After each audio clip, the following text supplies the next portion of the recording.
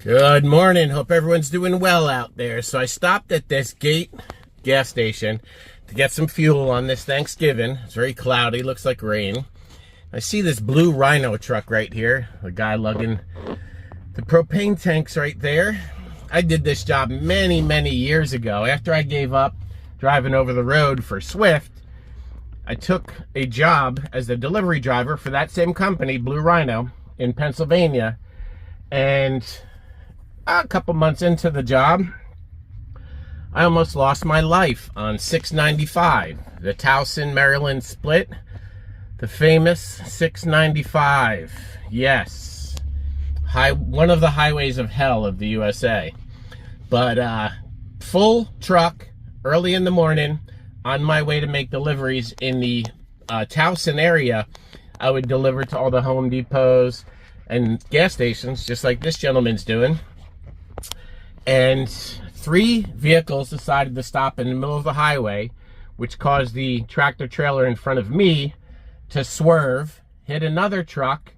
The guy behind me slammed on his brakes as I was trying to get hard to the right out of the way, got hit by the guy behind me that was going way too fast, crashed into another truck, and the truck caught on fire.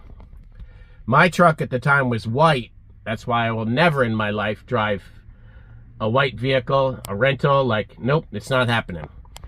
But truck's on fire.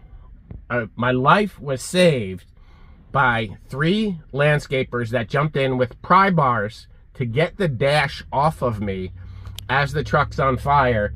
They're speaking Spanish, 3 Mexican guys. And then out of nowhere, this big hulk of a man physically picked me up. I'm 5'11", 200 pounds. As they're prying the dash and holding it off of me, he physically picks me up, gets me away from the truck, off to the side, and they were never to be seen again. They saved my life. They took off. I'm sure they had their reasons.